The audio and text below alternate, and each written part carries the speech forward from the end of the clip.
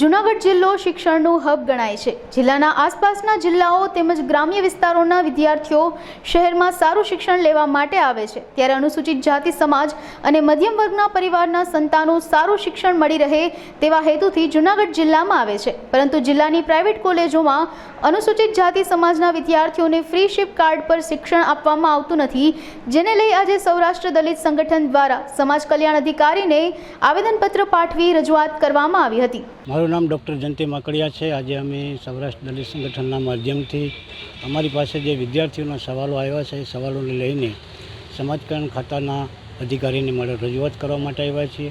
રજૂઆત એવી છે કે જૂનાગઢની જે શિક્ષણ સંસ્થાઓ છે, પ્રાઇવેટ શિક્ષણ સંસ્થાઓ, એ લોકો ફ્રી શિપ કાર્ડ ચલાવતા નથી અને જે કોલેજો ફ્રી શિપ કાર્ડ ચલાવે છે એ પણ ભેદભાવપૂર્ણ વર્તન કરી રહ્યા છે કે એ વિદ્યાર્થીઓને અમુક ટકા હાજરી કમ્પલસરી કરે છે, એને નિયમિતપણે જે કંઈ બીજા વિદ્યાર્થી હાજર હોય કે ના હોય પણ આને હાજર રહેવાનું, એ કેટલાક જે ઇન્ડિકેટર વધારાના એની ઉપર થોપી રહ્યા છે। ત્યારે સરકારના જે જોગવાઈઓ છે, અનુસૂચિત જાતિના વિકાસ માટેની જે જોગવાઈઓ છે, એ જોગવાઈઓની વિરુદ્ધ એક જાતિવાદી માનસિકતા સાથે આજે પ્રાઇવેટ કોલેજો વિદ્યાર્થીઓ સાથે વર્તન કરી રહી છે, વિદ્યાર્થીઓના ભવિષ્ય સાથે ચેડા કરી રહી છે।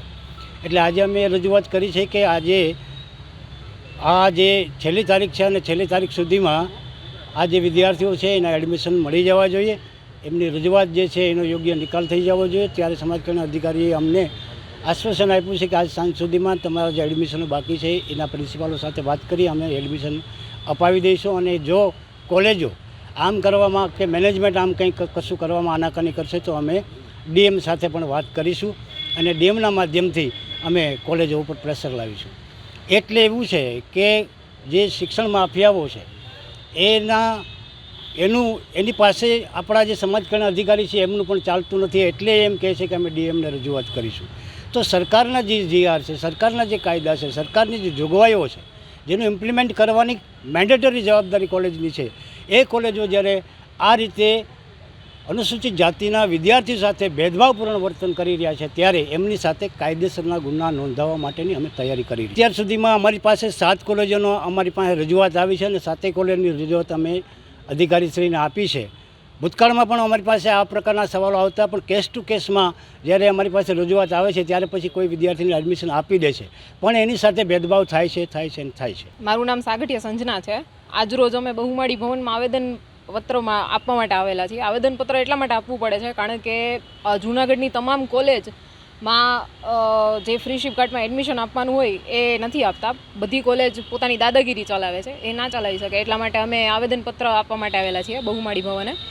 અને આજરોજ છેલ્લી તારીખ છે એડમિશન માટેની અને બધી કોલેજો, તમામ કોલેજોમાં જેમાં ફોન કરેલો તો એ બધામાં વાત કરેલી તો એ લોકોએ સામેથી એમ કીધું કે આજરોજ જો તમે એડમિશન માટે ફી ને જે કંઈ પ્રોસિજર છે તે નહીં કરો તો તમારું એડમિશન કેન્સલ કરવામાં આવશે અને ફ્રી શિપ કાર્ડ ઉપર એમને એડમિશન આપવાની ચોખ્ખી ના પાડેલી છે। એટલે અમારી સરકાર પાસે એ જ માંગ છે કે અમને ફ્રી શિપ કાર્ડમાં એડમિશન આપે અને આ જે કંઈ બધી કોલેજ જે દાદાગીરી ચલાવે છે એ ના ચલાવે એવી એક વિનંતી છે। મારું નામ સ્વાતિ રાઠોડ છે। મારો પહેલા રાઉન્ડમાં બીએડમાં વારો આવી ગયેલ છે।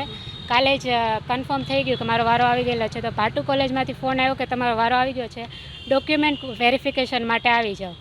પાછો મેં ફોન કર્યો કે ફ્રી શિપ કાર્ડ ચાલે છે કે નહીં, તો એ લોકોએ ચોખ્ખી ના પાડી દીધી કે અમારે ત્યાં ફ્રી શિપ કાર્ડ ચાલતું નથી, મેનેજમેન્ટમાંથી મનાઈ કરેલી છે।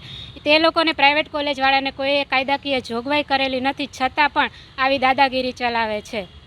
અમારી બસ સરકારને એટલી વિનંતી છે કે અમને ફ્રી શિપ કાર્ડમાં એડમિશન મળી જાય। અમે આજે બહુમાળી ભવનમાં આવેદનપત્ર દેવા આવેલા હતા, તો અમારી એટલી જ માંગ છે કે અમને જલ્દીથી જલ્દી એડમિશન મળી જાય। આજ અમારી લાસ્ટ ડેટ છે। સાહેબે કીધું કે અમે જલ્દીથી પ્રિન્સિપાલ લોકોને બોલાવીને આ વિધિ કરશું।